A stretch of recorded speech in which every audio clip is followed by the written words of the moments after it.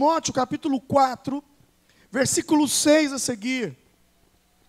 Diz assim: porque eu estou sendo oferecido por aspersão de sacrifício, e o tempo da minha partida está próximo. Combati o bom combate, acabei a carreira e guardei a fé. Desde agora, a coroa da justiça me está guardada, ao qual o Senhor, justo juiz, me dará naquele dia. E não somente a mim, mas também a todos os que amarem a sua vinda. Amém. Versículo 7. Repete comigo. Combati o bom combate. Acabei a carreira e guardei a fé. Amém. Paizinho Santo, sem ti nada sou, sem ti nada posso, sem ti nada tenho, sem ti nada sei. Sem ti, sem tua presença, as minhas palavras serão palavras de sabedoria humana, nada mais, nada menos do que isso.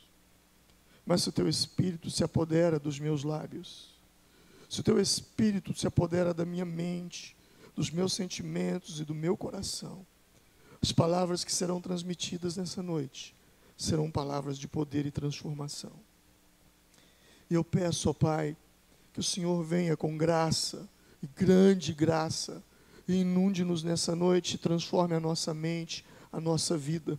Que o Senhor possa mudar o nosso coração, e que essa palavra possa falar de uma forma muito poderosa a nós. É o que eu te peço, em o nome do Senhor Jesus. Amém. Amém. Na semana passada nós falamos sobre as batalhas de Deus. Que quando nós batalhamos as batalhas de Deus, Deus batalha as nossas guerras. Falamos sobre a importância do servir. E hoje eu quero falar com você sobre servir espiritualmente. O texto no qual nós fizemos leitura agora, ele foi escrito num contexto.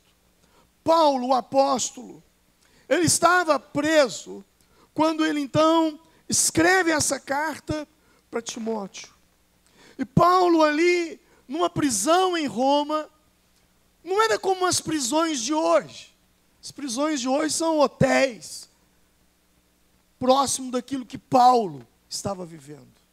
Paulo estava preso em uma masmorra, um lugar que quando fazia frio, era muito frio, e quando fazia calor, eles não suportavam o calor. Ali naquela região nevava. E quando chovia, a água invadia a sua prisão. A enxurrada entrava para dentro. E depois que a chuva passava, não se secava. Ficava meses, tempo até que a água evaporasse. Ele não tinha um local apropriado para dormir. Paulo estava vivendo uma vida muito complicada ali.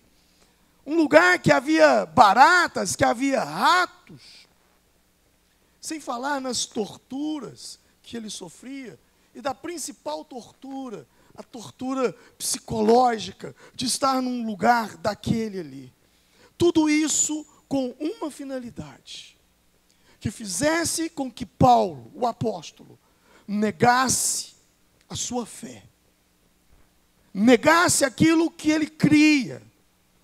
E ele escrevendo para Timóteo, ele diz: eu sei que o meu dia já está chegando.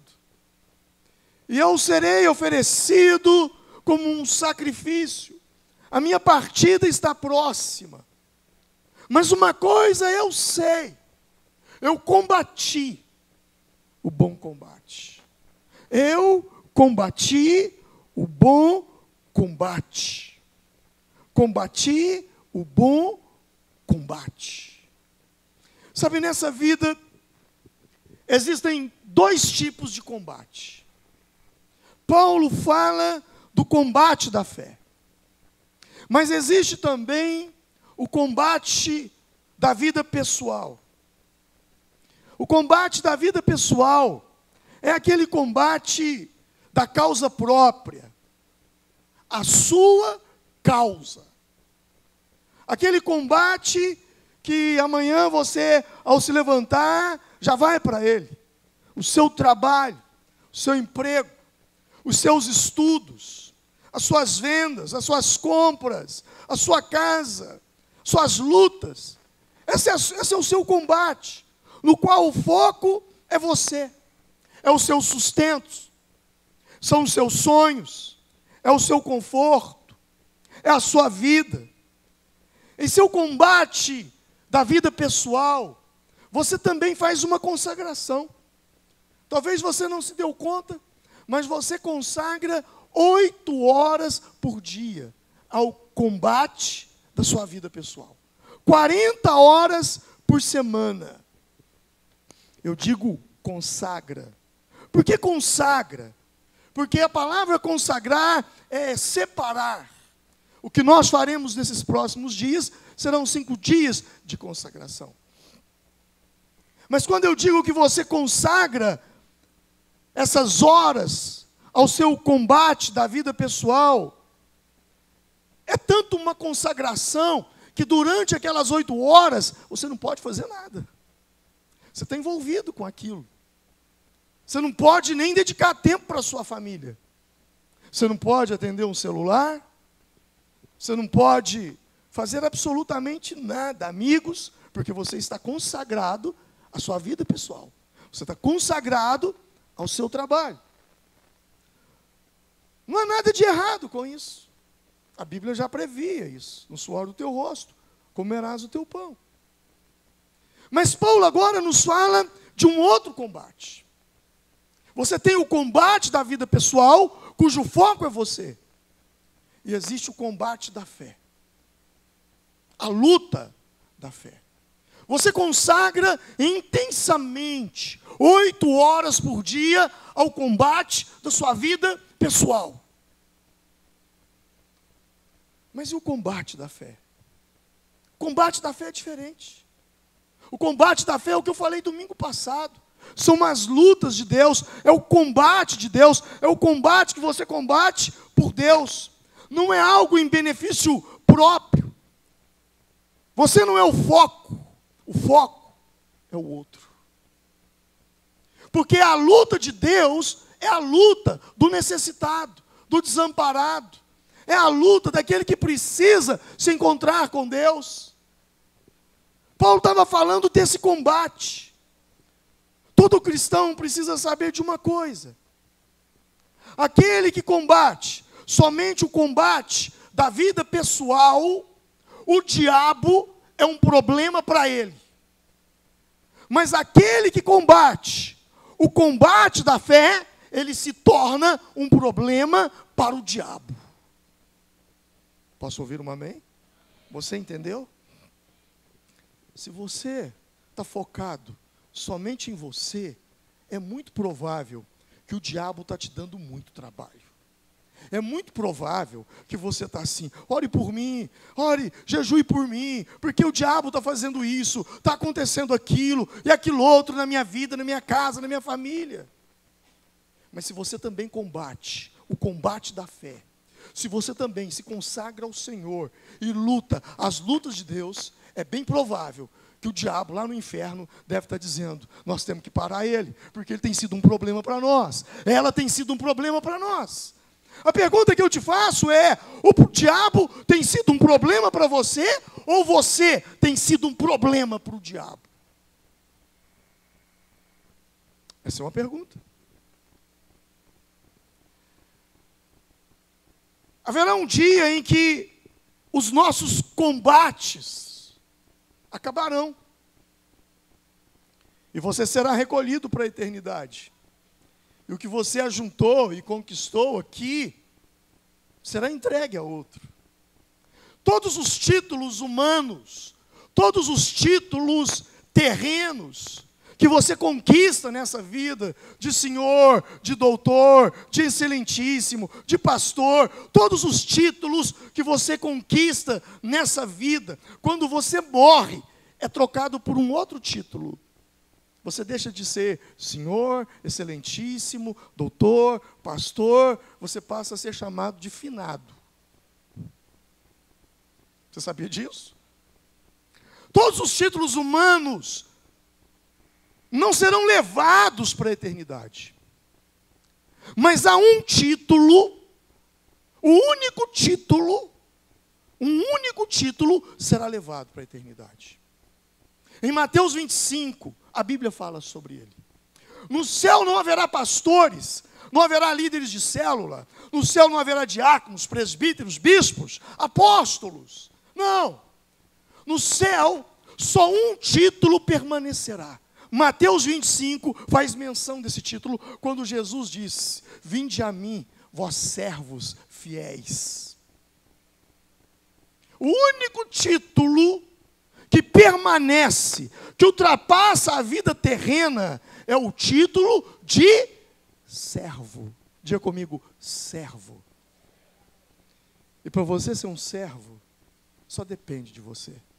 Porque todos nós podemos servir.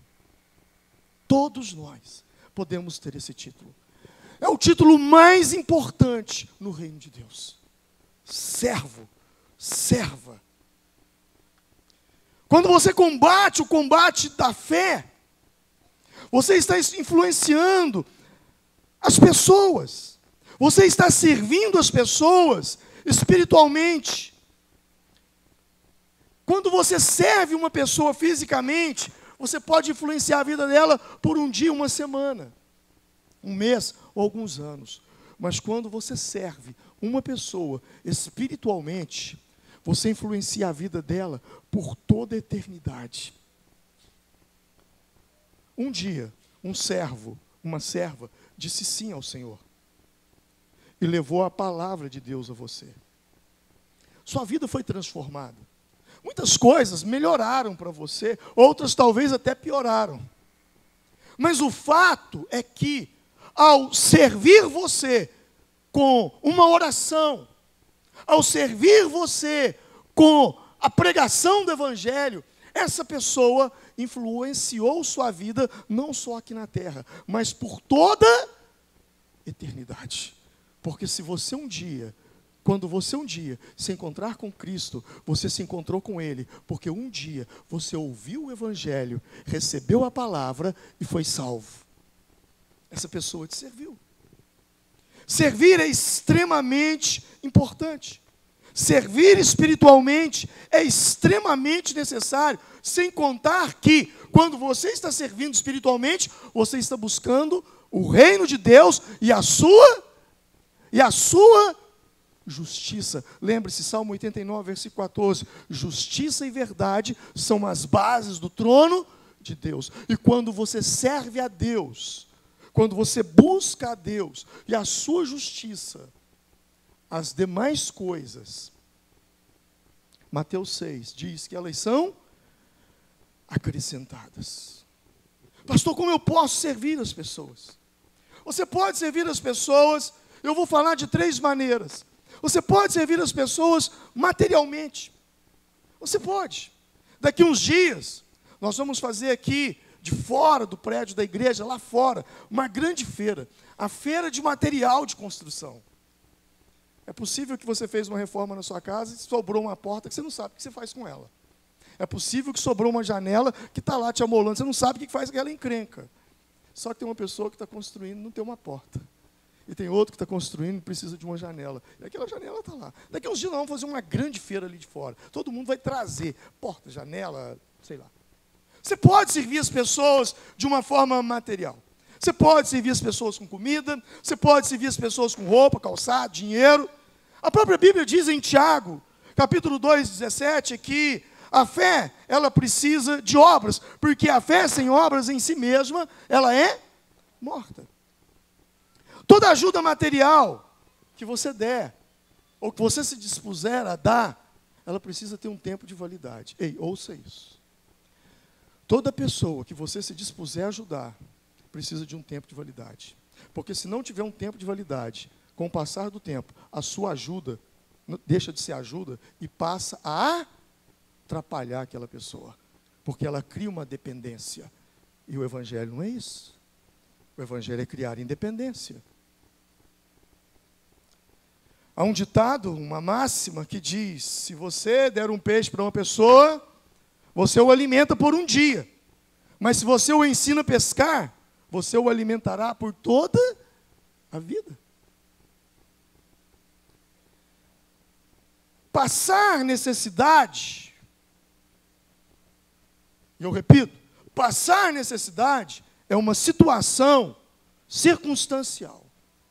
Agora, passar ou viver em necessidade é uma situação espiritual. Amém? Ouça o que eu vou dizer.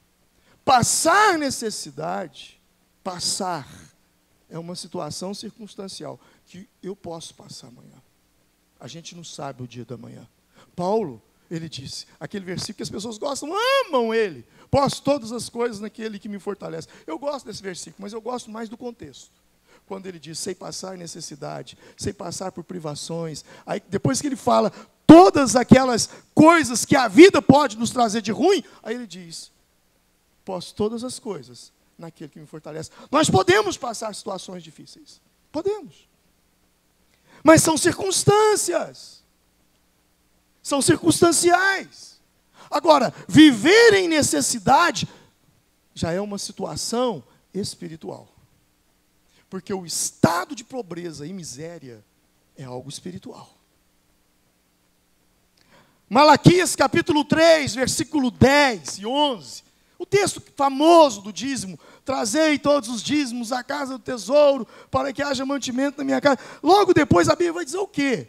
E por causa de vós, repreenderei o devorador. Tem gente que vive em miséria por causa do devorador. E você pode pegar toda a riqueza do mundo e colocar na mão daquela pessoa. Daqui a um tempo você vai procurá-la, ela estará novamente na miséria. Porque é uma situação espiritual. Existem pessoas que ganham bem e não sabem com que gastou o dinheiro. Eles não veem o dinheiro, eles somem, desaparecem. Eles não conseguem construir nada, porque é uma situação espiritual. Joel vai falar dos gafanhotos, devorador, destruidor, migrador. É uma situação espiritual.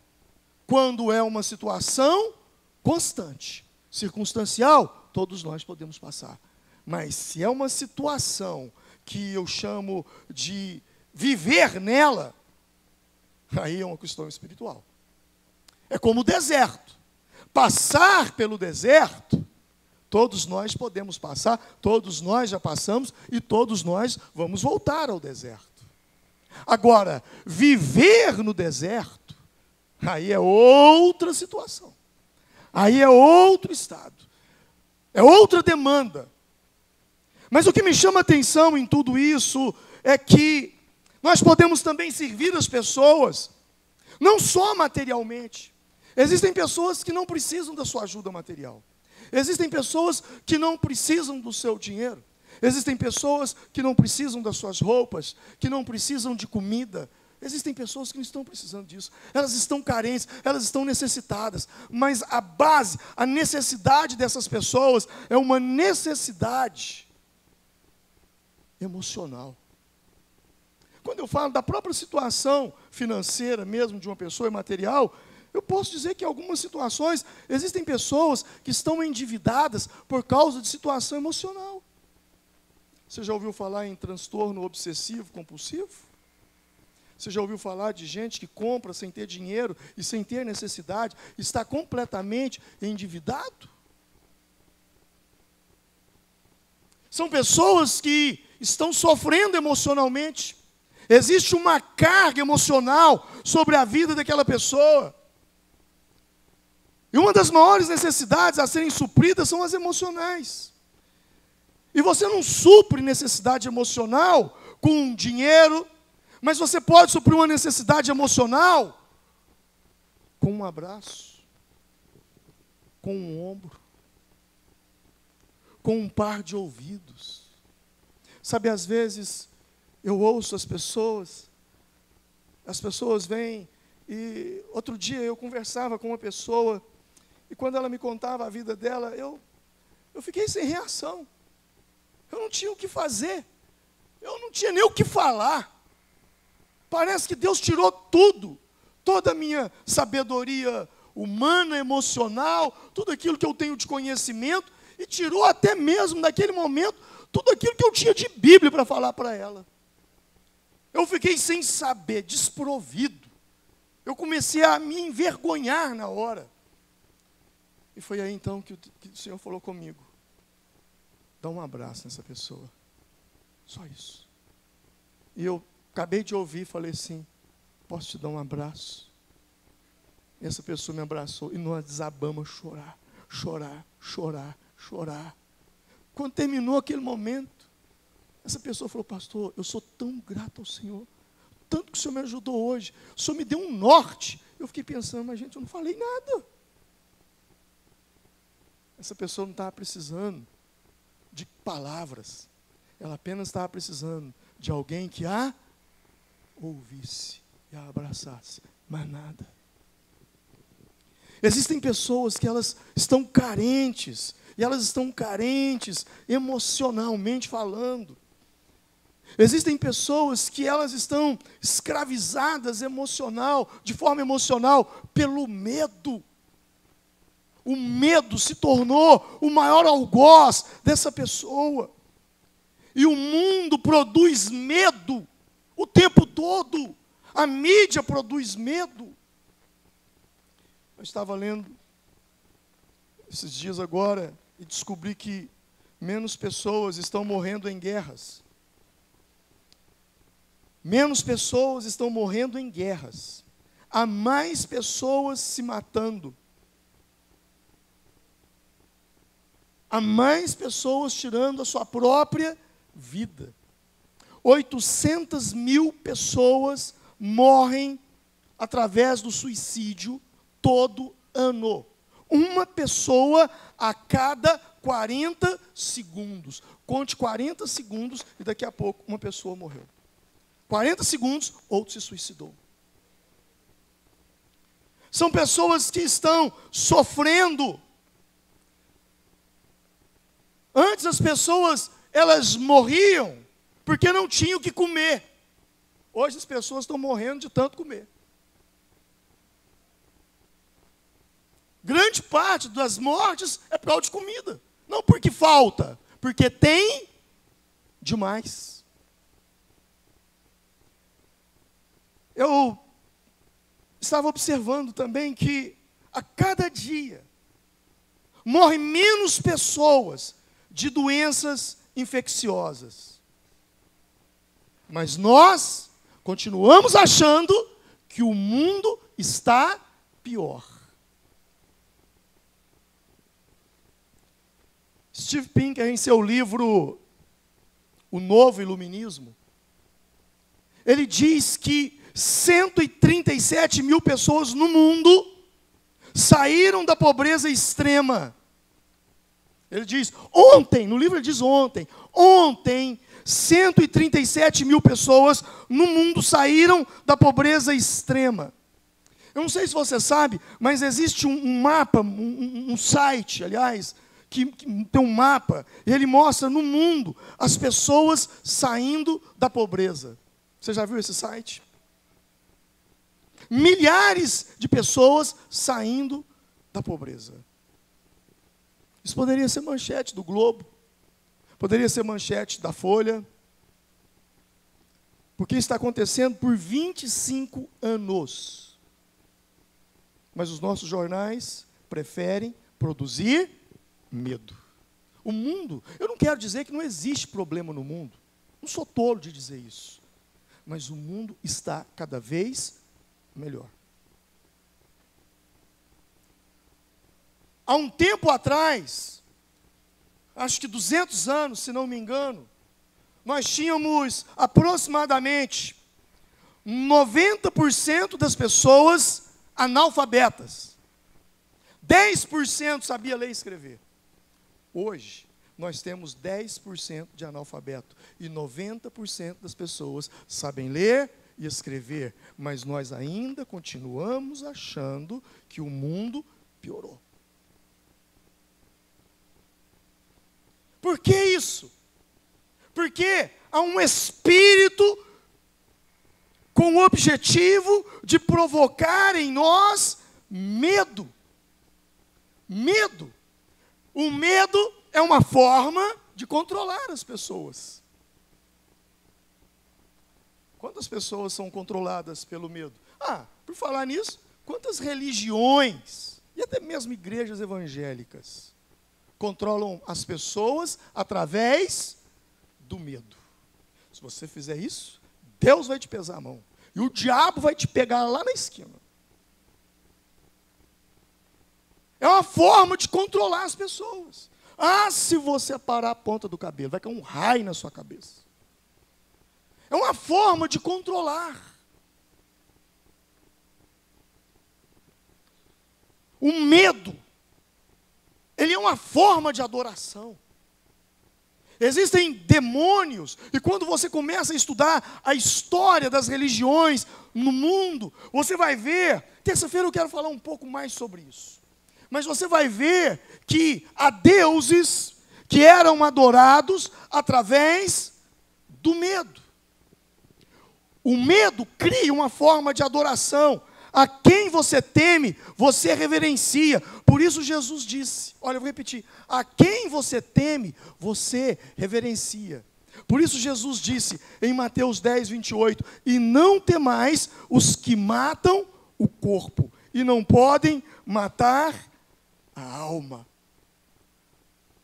Jesus está ensinando que a gente não deve ter medo, que a gente deve temer somente a Deus. O temor somente a Ele. Temor a Deus é um ato de reverência. E nós não deveríamos reverenciar o nosso inimigo. Somente a Deus. A Ele eu temo. E quando eu digo medo, eu estou falando do medo emocional. Que, de certa forma, se torna irracional. A ponto da pessoa não conseguir sair de casa, a ponto da pessoa não conseguir vir a uma reunião como essa, se assentar como você está aí agora, tranquilo, assistindo um culto, porque ele tem medo de pessoas, ele tem fobia, ele tem pânico. Quantidade de gente com pânico. Essas pessoas precisam de ajuda, e nós precisamos servi-las emocionalmente. Nós precisamos levar a palavra que trabalha isso, e não só o lado emocional, mas também servir espiritualmente, porque em algumas situações nem é o emocional, é o lado espiritual mesmo, que precisa ser trabalhado, e Deus nos chama a servir espiritualmente as pessoas. Haverá momentos que os recursos materiais não serão suficientes, haverá momentos que as palavras de sabedoria não fluirão. Haverá momentos que os medicamentos não vão curar, que as palavras não resolverão, e você vai se ver lutando com algo que é muito mais forte do que você. Você vai se ver numa situação completamente espiritual. Você vai ver que a psicologia não vai resolver, a psiquiatria não vai resolver, a medicina não vai resolver. A justiça que você tanto contava com ela vai se transformar numa injustiça.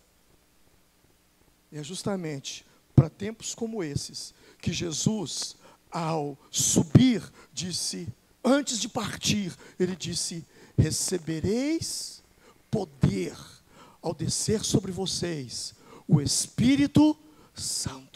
Poder é dínamos, é o poder de Deus que eu e você precisamos para libertar pessoas que não estão necessitando de coisas materiais, que não estão necessitando de situações emocionais, mas estão vivendo uma escravidão espiritual. É para isso que Paulo, escrevendo aos Coríntios, ele nos fala da manifestação dos dons espirituais, do dom de cura, de maravilhas, do dom de profecia, de palavra de sabedoria, de discernimento de espírito.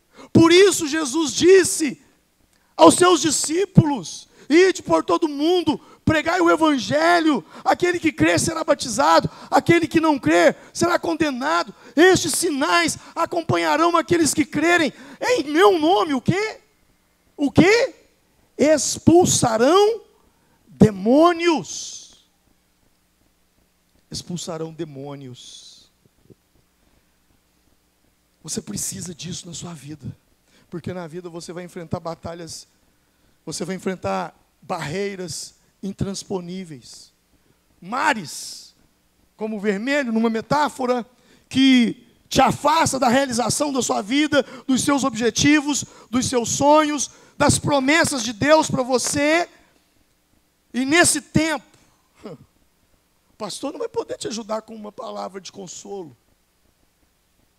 Nesse tempo, os livros que você leu não serão suficientes. Os diplomas que você tem na sua parede não valerá de nada. Nesse tempo, você só poderá usar de uma coisa: jejum e oração. Porque Jesus disse em Mateus 17, 21, que há castas de demônios que são expulsas somente através de oração e jejum. Por quê? Porque você está lidando com algo espiritual, você não está lidando com o emocional, você não está lidando com o material, é algo completamente espiritual. Essa é uma batalha que você vence ela, é aqui, ó, joelho, na oração, no clamor, no jejum.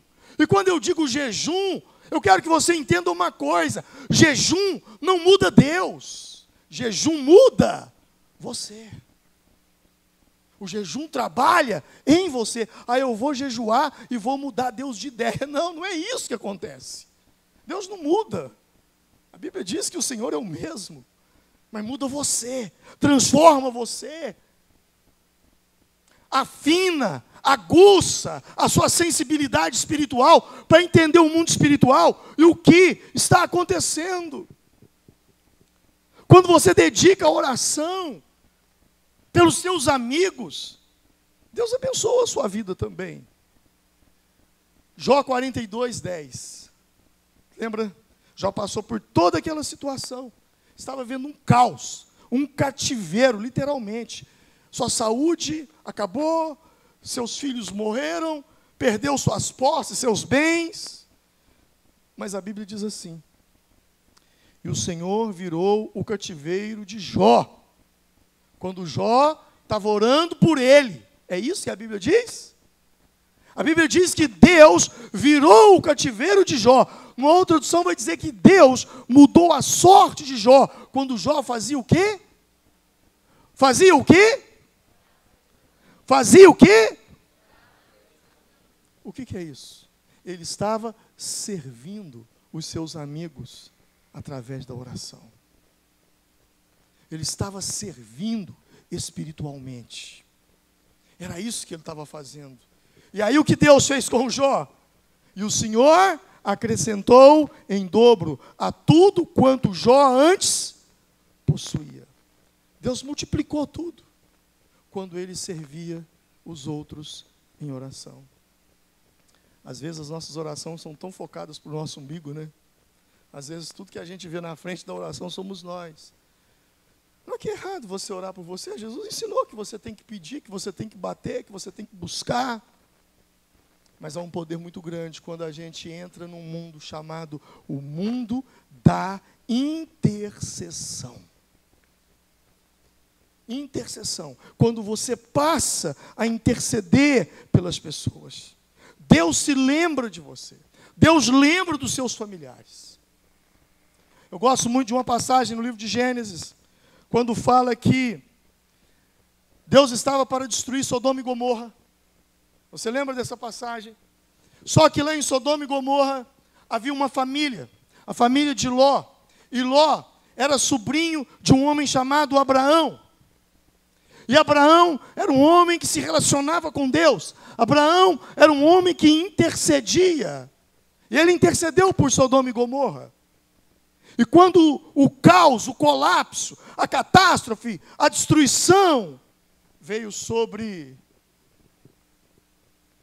Sodoma e Gomorra, Gênesis capítulo 19, versículo 29, diz que Deus tirou Ló de lá. Mas por que Deus tirou Ló? Diz assim, Gênesis 19, Gênesis 19, 29. Quando Deus arrasou as planícies, as cidades da planície, lembrou-se de Abraão e tirou Ló do meio da catástrofe, que destruiu as cidades onde Ló vivia. Olha só o que a Bíblia está dizendo. Deus lembrou-se de quem? De quem que Deus se lembrou? Abraão. E Deus tirou quem da catástrofe? Ló. Eu não tenho a menor dúvida que muitas catástrofes que poderiam se abater sobre a minha vida, não se abateu, porque Deus lembrou de você quando você orava por mim. Muitas coisas não aconteceram com você, porque Deus se lembrou da sua mãe que estava orando por você, do seu pai que estava clamando por você, do seu líder de célula que orou por você, daquela torre de oração que a gente tem ali, que de hora em hora se reveza. E eu precisava tanto que você participasse dessa torre, que você escolhesse um horário. Nós temos ali oração contínua, um relógio de oração. Eu tenho certeza, Bruno, que Deus se lembrou de você. Fique em pé, por favor. Tem quantos dias? 13 dias. Vem cá, por favor. Vem cá.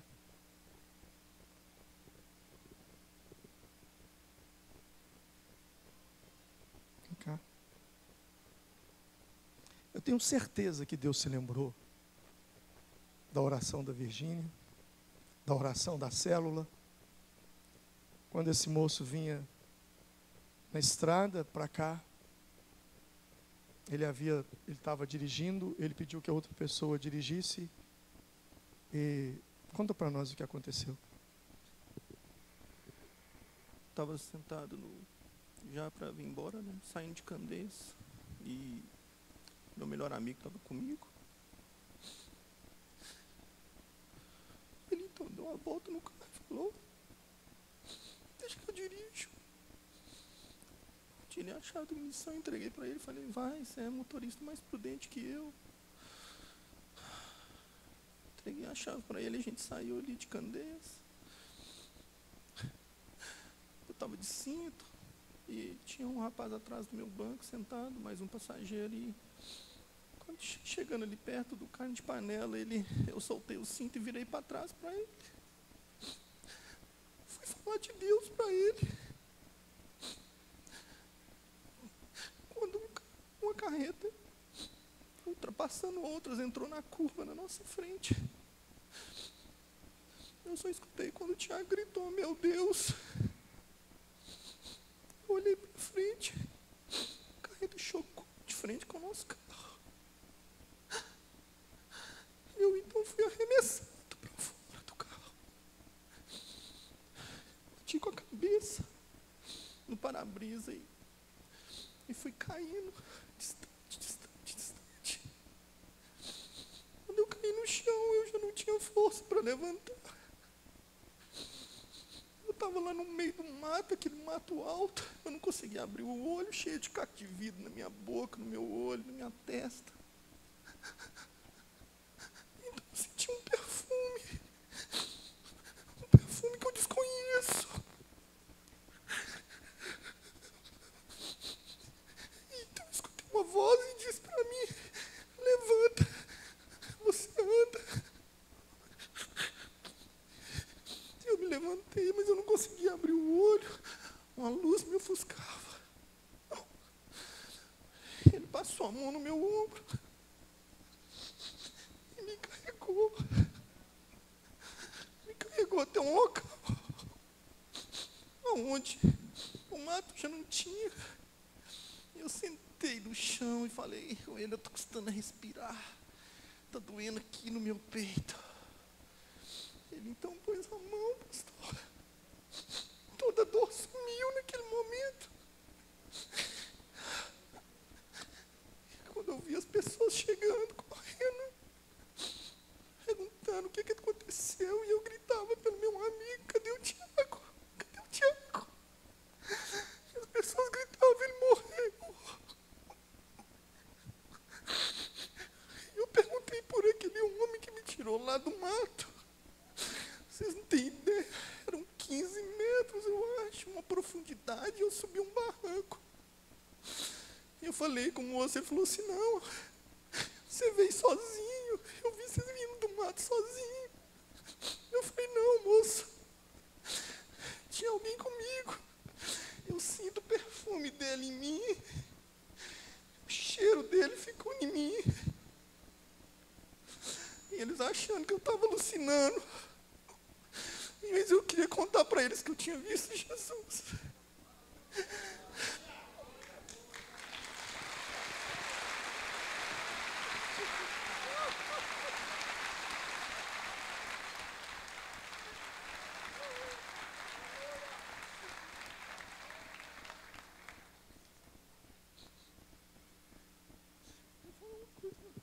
Gente, o Tiago era o meu melhor amigo.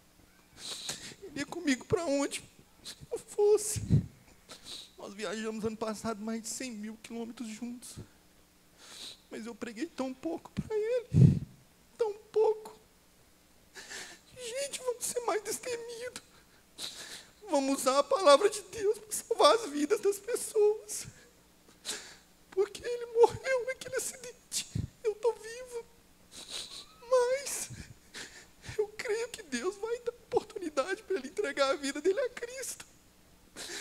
E ele vai reconhecer Jesus Cristo como seu único Deus, Rei e Salvador da sua vida. Mas eu quero pedir a vocês, gente, sai daqui agora.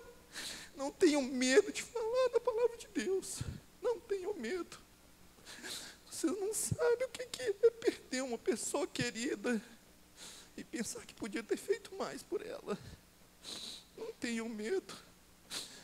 Sejam destemidos. Deus deu esse poder para nós. Eu mudei o meu destino agora. Eu vou servir ao Senhor com todo o coração. E quero mudar a vida de muitas pessoas. Porque se Ele me deu essa oportunidade, eu vou usar. Eu vou usar.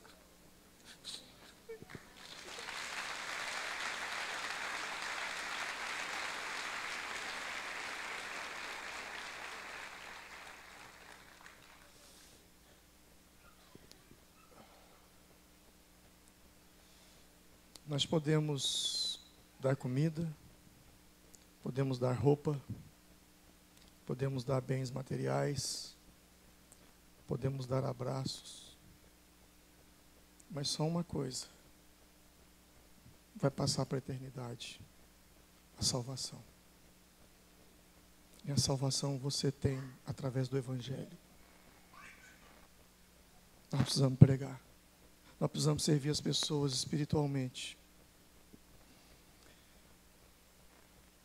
Josué capítulo 5,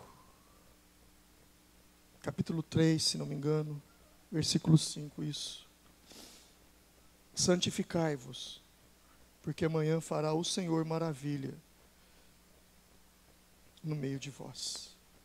Santificai-vos, porque amanhã o Senhor fará maravilhas no meio de vós. Santificai-vos essa semana agora, porque o resto do ano o Senhor fará maravilha no meio de vós. É tempo da gente parar, buscar. Você pode dar muitos significados essa semana. Nossa, que chatice, oração, jejum, que coisa mais ridícula. Você pode dar esse significado, mas você também pode dar um significado. É uma oportunidade que Deus está me dando para jejuar e orar juntamente com centenas de pessoas e ver e ouvir Deus fazer na minha vida, na vida de pessoas, da minha família, amigos, que eu vou orar, eu vou jejuar por eles. Hoje mesmo eu disse para uma pessoa que não é da igreja, que nunca entrou aqui: se você puder jejuar essa semana, jejue. Se você não puder, eu vou jejuar por você. Servir espiritualmente. Nós precisamos fazer isso. Jesus se consagrava. Jesus passava a noite em oração. Jesus buscava, porque ele precisasse disso. Mas ele fazia isso, a ponto dele dizer: Pai, por eles eu me santifico. Eu não me santifico por mim, não. Por eles eu me santifico. Eu me consagro. Eu quero servi-los espiritualmente. E quando você faz isso, Deus faz por você. Porque o Senhor te ama. Porque o Senhor reconhece o seu amor por Ele. E, na verdade, seu amor nada mais é do que fruto do amor dEle por você. Então é hora da gente buscar a Deus. É hora de nós consagrarmos ao Senhor. Você tem dois combates: o combate da vida pessoal e o combate da fé, o combate de Deus. E essa semana agora é hora da gente entrar nisso. Nós teremos a oportunidade de alavancar para esse ano. Que essa semana seja como um trampolim, seja como algo que nos arremesse para Deus, para uma vida de oração, de santidade, de busca, de consagração, de entrega absoluta a Ele, para que Ele possa fazer maravilhas na nossa vida. Às 6 da manhã, a igreja já estará aberta para oração. E aí só vai fechar na sexta-feira à noite, após o culto. Você tem a oportunidade de vir pela manhã, de tarde, à noite, de madrugada. E às noites, nós teremos pastores ministrando aqui, que vão nos abençoar. Nós teremos tempos de oração, de busca, de consagração. São pessoas que estão alinhadas com o céu, com Deus. Eu tenho certeza que Deus vai usá-los para liberar uma palavra sobre as nossas vidas. A pergunta que eu faço é: você vem comigo nesse propósito? Amém? Vamos nos colocar em pé nesse momento agora. Feche os seus olhos por um instante.